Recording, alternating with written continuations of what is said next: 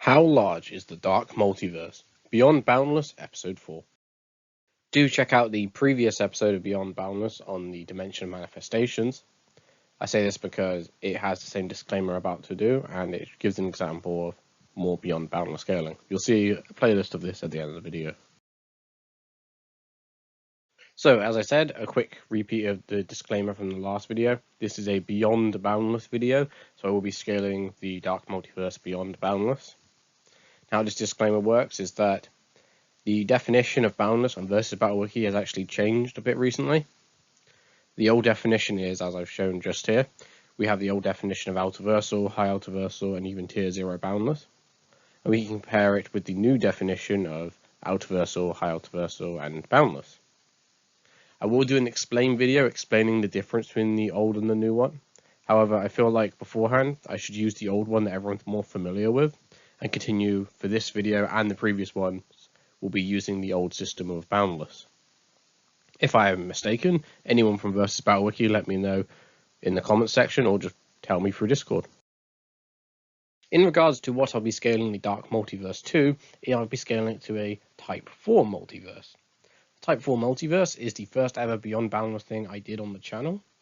I explained a certain physics cosmology, which is also basically philosophical and theoretical 100%. Goes over the 3 different levels of multiverse which most people use, and then the Type 4 multiverse, which is so large it'd be beyond boundless. When Ted Mark came up with these suggestions, he came up with some assumptions to try and prove a multiverse existed. However, in the video, I thought it'd be better to make some different assumptions, which resulted in the same thing, but were more user-friendly to people who power scaled. However, considering the comment section, I believe I should go back to just using what Ted Mark used. Otherwise, people are going to start scaling a Type 4 multiverse where it doesn't belong. So I'll be strict in this video and only use the assumptions Ted Mark has used to try and prove the Dark Multiverse is a Type 4 multiverse. Since a Type 4 multiverse is quite a complicated subject, I will give a quick summary after scaling Dark Multiverse to a Type 4 multiverse, or what type of level it'd be, not just Beyond Boundless, but some more clarity.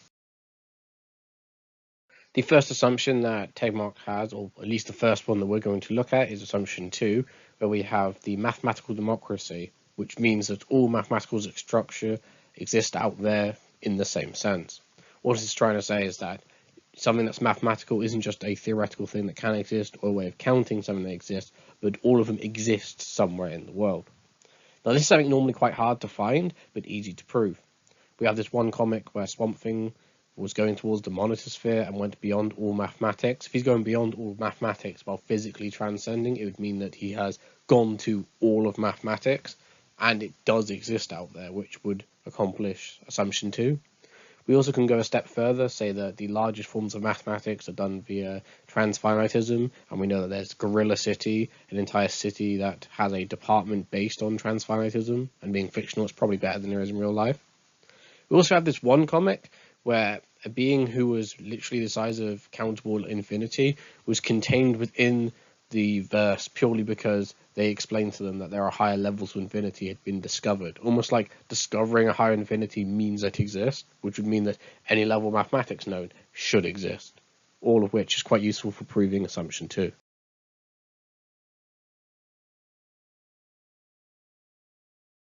Now, for the first assumption, we can actually use one of the scans we already did use, with this character who is infinite and contained by other infinities.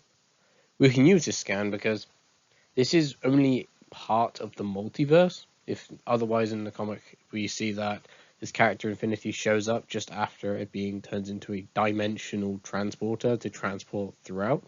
So it'd be within the multiverse. And in fact, not just within the multiverse, it's within a segment of the multiverse.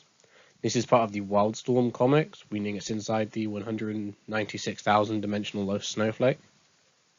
So this would mean that we can fulfill assumption 1 and assumption 2 using just the multiverse of DC. However, there is another thing we need to go over.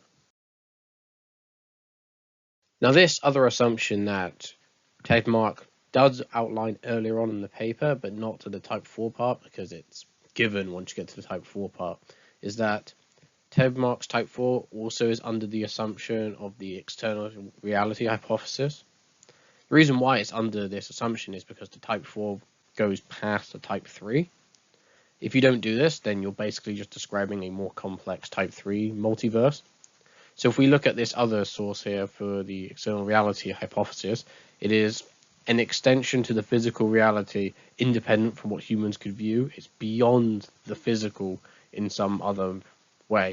This would mean we have to bring up axiomatic or conceptual type transcendences, which, since we're dealing with DC Comics, we can do. Now it's time for the classic Platonic concept scaling for DC Comics. This is used for members of the God Sphere, as stated by Batman, where members of the God Sphere should all be Platonic in nature. We also know that Darksied alone is so large that he could just fall and destroy the entire multiverse. This will be interesting later on as well. We also know from Wonder Woman that members of the new gods and old gods are able to fight with metaphors or archetypal weapons. We also know that from Grant Morrison himself that he believes the new gods are Platonic concepts. So it is very consistent for the new gods in the God Sphere to be Platonic concepts. This should be looked at to see how high Platonic concepts are and do they in fact help with the conceptual or axiomatic transcendences that we are looking for.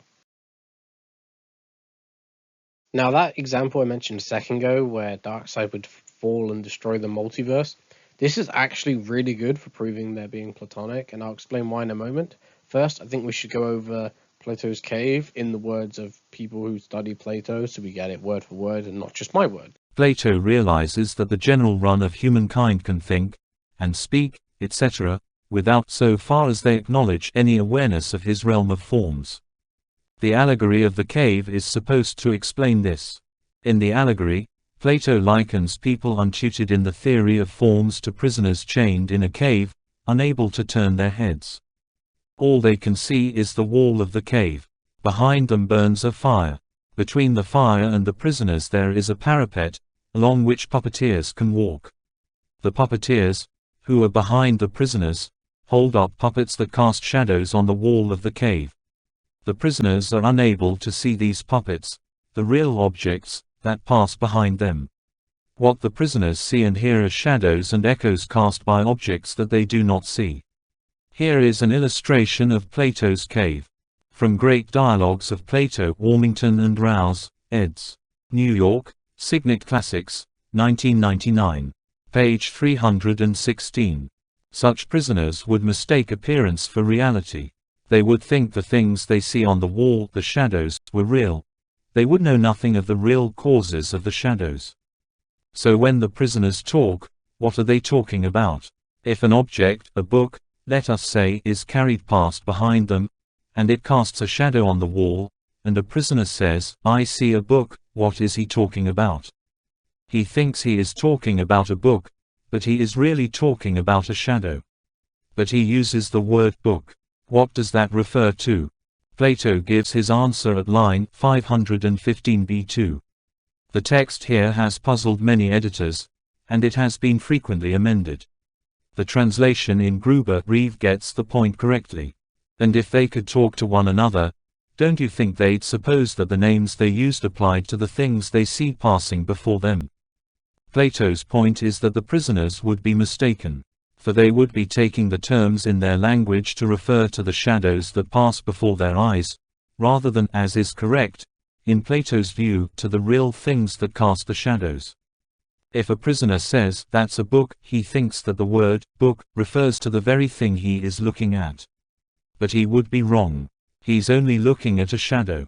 The real referent of the word, book, he cannot see. To see it, he would have to turn his head around.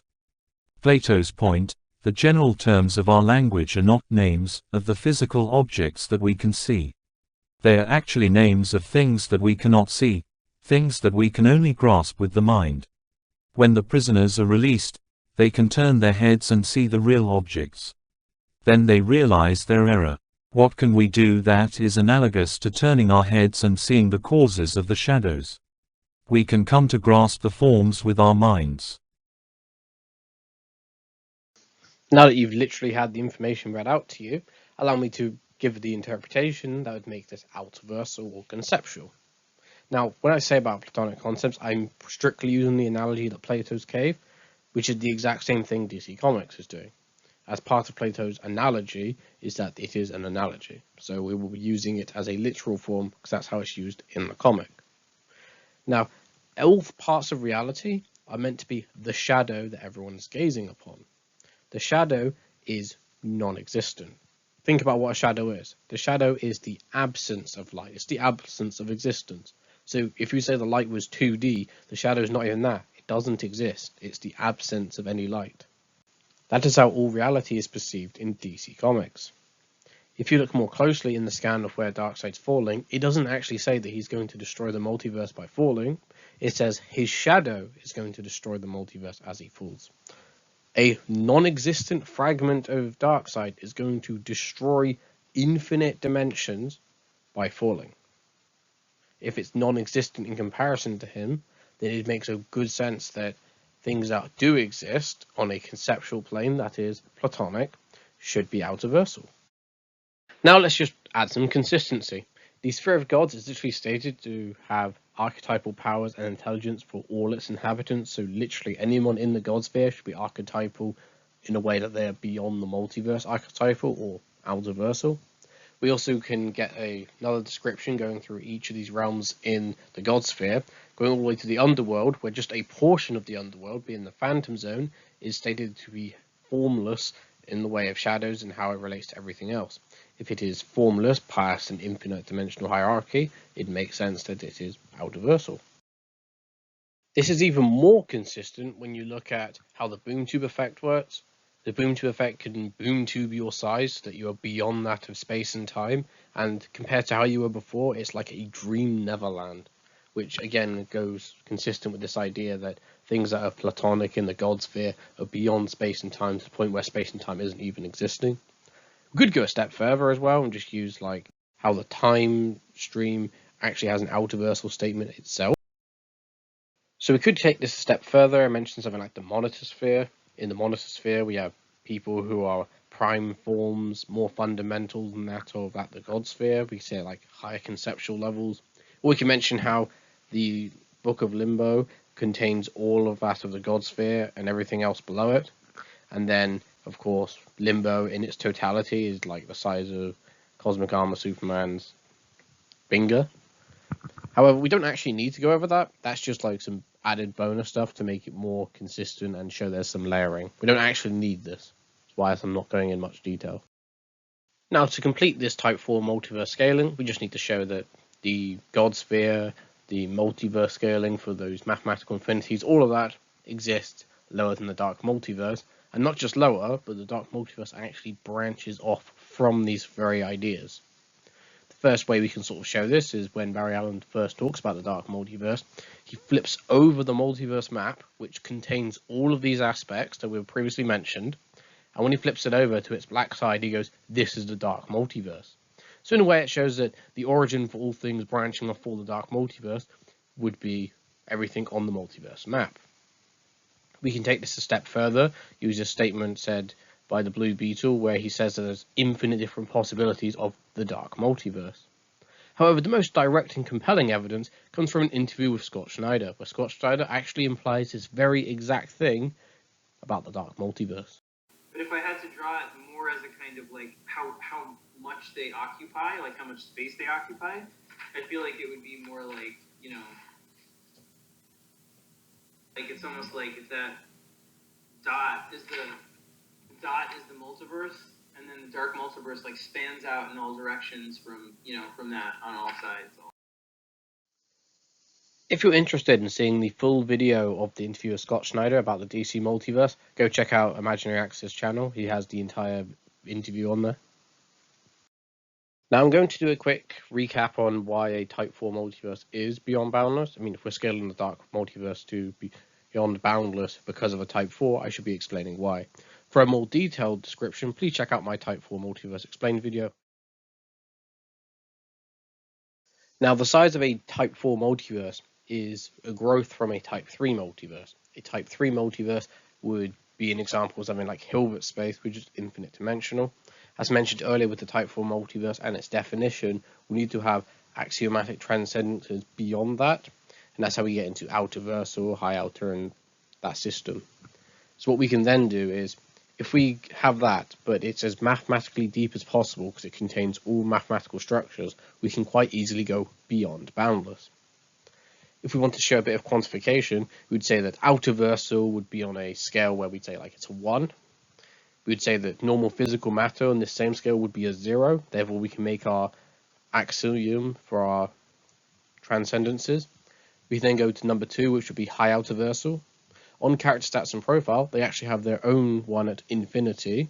This is 1S extraversal. It's a very powerful tier.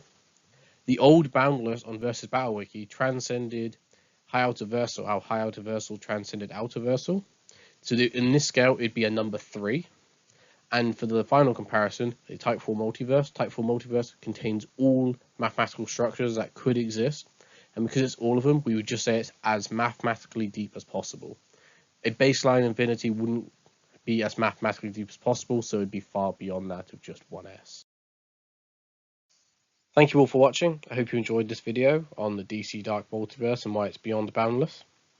If you enjoy Beyond Boundless videos, check out the playlist of Beyond Boundless. Also check out my friend Korin O Keefe because he was able to help me out with some DC scans for this video. A lot of other people also helped me out with DC scans this video. I'll try and link them in the description down below. Hope you all enjoyed this video. Thank you all for watching. See you next time. The next video will be on Beyond Boundless of Versus Battle Wiki to see if the definition of the new Boundless is bigger or smaller than it was previously. Hope you all enjoy that.